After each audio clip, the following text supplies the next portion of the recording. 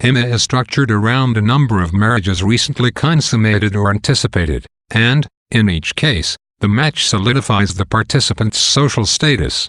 In Austen's time, social status was determined by a combination of family background, reputation, and wealth. Marriage was one of the main ways in which one could raise one's social status. This method of social advancement was especially crucial to women, who were denied the possibility of improving their status through hard work or personal achievement. Yet, the novel suggests, marrying too far above oneself leads to strife. Mr. Weston's first marriage to Miss Churchill had ostensibly been a good move for him, because she came from a wealthy and well-connected family. Mr. Weston is a tradesman, but the inequality of the relationship caused hardship to both. He marries Mrs. Weston just prior to the novel's opening, and this second marriage is happier because their social statuses are more equal. Mrs. Weston is a governess, and thus very fortunate to be rescued from her need to work by her marriage. Emma's attempt to match Harriet with Mr. Elton is also shunned by the other characters as inappropriate. Since Harriet's parentage is unknown, Emma believes that Harriet may have noble blood and encourages her to reject what turns out to be a more appropriate match with Robert Martin. By the time it is revealed that Harriet is the daughter of a tradesman, Emma admits that Mr. Martin is more suitable for her friend. The relationship between marriage and social status creates hardship for other characters.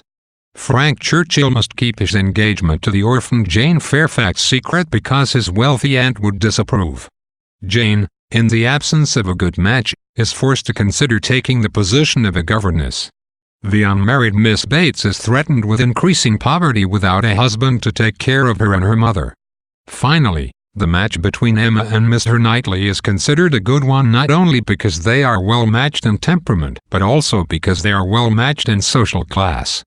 The novel's limited, almost claustrophobic scope of action gives us a strong sense of the confined nature of a woman's existence in early 19th century rural England. Emma possesses a great deal of intelligence and energy, but the best use she can make of these is to attempt to guide the marital destinies of her friends, a project that gets her into trouble. The alternative pastimes depicted in the book, social visits, charity visits, music, artistic endeavors, seem relatively trivial, at times even monotonous.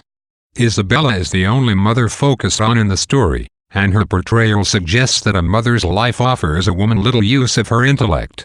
Yet, when Jane compares the governess profession to the slave trade, she makes it clear that the life of a working woman is in no way preferable to the idleness of a woman of fortune. The novel focuses on marriage because marriage offers women a chance to exert their power, if only for a brief time, and to affect their own destinies without adopting the labors or efforts of the working class.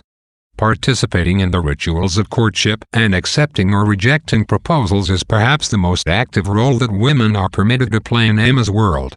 The novel offers sharply critical illustrations of the ways in which personal biases or desires blind objective judgment. Emma cannot understand the motives that guide Mr. Elton's behavior because she imagines that he is in love with Harriet. She later admits to herself that he had taken up the idea, she supposed, and made everything bend to it. Meanwhile, Mr. Elton's feelings for Emma cause him to mistake her behavior for encouragement. The generally infallible Mr. Knightley cannot form an unbiased judgment of Frank Churchill because he is jealous of Frank's claim on Emma, and Emma speaks cruelly of Jane because her vanity makes her jealous of Jane's accomplishments. Emma's biases cause her to invent an attachment between Harriet and Frank and blind her to the fact that Harriet actually has feelings for Knightley. At the same time, Frank's desire to use Emma as a screen for his real preference causes him to believe mistakenly that she is aware of the situation between him and Jane. The admirable, frequently ironic detachment of the narrator allows us to see many of these misunderstandings before the characters do, along with the humorous aspects of their behavior. And the plot is powered by a series of realizations that permit each character to make fuller, more objective judgments. The misunderstandings that permeate the novel are created, in part, by the conventions of social propriety. To differing degrees, characters are unable to express their feelings directly and openly, and their feelings are therefore mistaken. While the novel by no means suggests that the manners and rituals of social interaction should be eliminated, Austen implies that the overly clever, complex speech of Mr. Elton, Frank Churchill, and Emma deserves censure. She presents Mr. Martin's natural, warm, and direct manner of expressing himself as preferable to Mr. Elton's ostentatious and insincere style of complimenting people. Frank too possesses the talent for telling people exactly what they want to hear, and Knightley's suspicions of Frank's integrity are proven valid when it turns out that Frank has been misleading Huckleberry and hiding his true feelings for Jane. The cleverness of Frank's and Emma's banter gets them both into trouble by upsetting Jane, about whom Emma says indiscreet and unfair things. Emma and Frank's flirting at the Box Hill party hurts both Knightley and Jane. Moreover, Emma forgets herself to the extent that she cruelly insults Miss Bates. Austen seems to prefer Knightley and Martin's tactful tacitness to the sometimes overly gregarious commentary of Emma, Mr. Elton, and Frank, and, as a result, the author gives the latter character's contrived speech a misleading influence on the story as a whole. The main events of the novel take place during visits that the characters pay to each other. The frequency and length of visits between characters indicates the level of intimacy and attachment between them.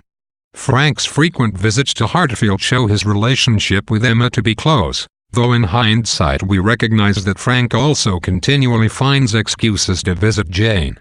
Mr. Knightley's constant presence at Hartfield indicates his affection and regard for Emma.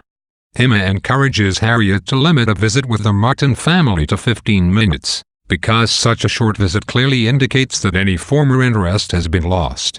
Emma is chastised for her failure to visit Miss Bates and Jane more often. When she takes steps to rectify this situation, she indicates a new concern for Miss Bates and a new regard for Jane.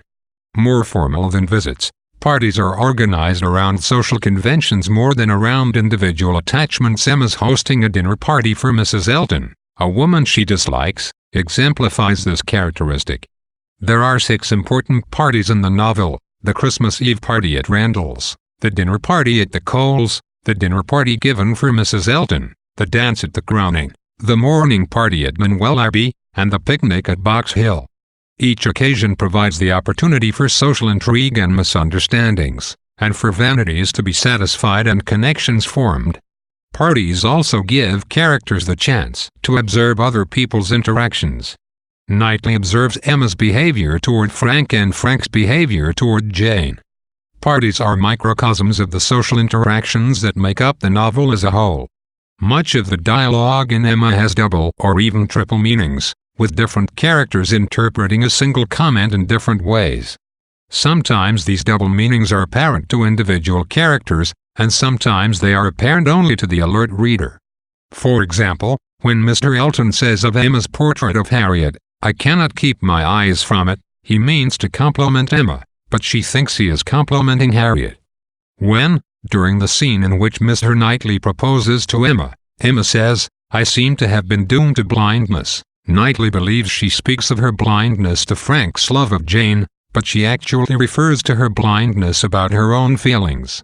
One of our main tasks in reading the novel is to decode all of the subtexts underlying seemingly casual interactions, just as the main characters must. The novel concludes by unraveling the mystery behind who loves whom, which allows us to understand Austen's subtext more fully. Also known as charades, riddles in the novel take the form of elaborate wordplay. They symbolize the pervasive subtexts that wait to be decoded in characters' larger social interactions. In Chapter 9, Mr. Elton presents a riddle to Emma and Harriet. Emma decodes it immediately, as courtship, but she decodes it wrongly in the sense that she believes it is meant for Harriet rather than herself.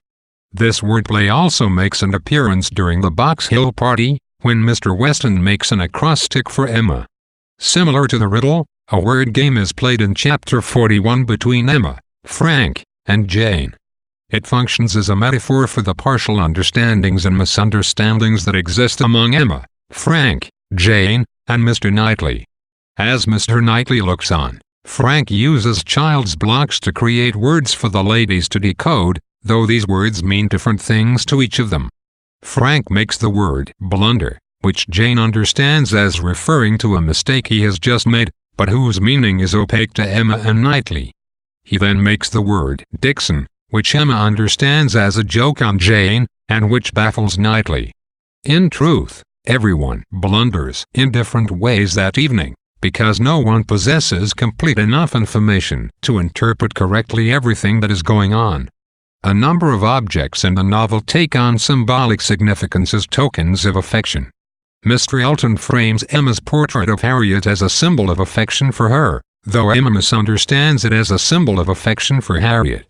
Harriet keeps court plaster and a pencil stub as souvenirs of Mr. Elton. When the engagement between Jane and Frank is briefly called off, she returns his letters to symbolize her relinquishment of his affection.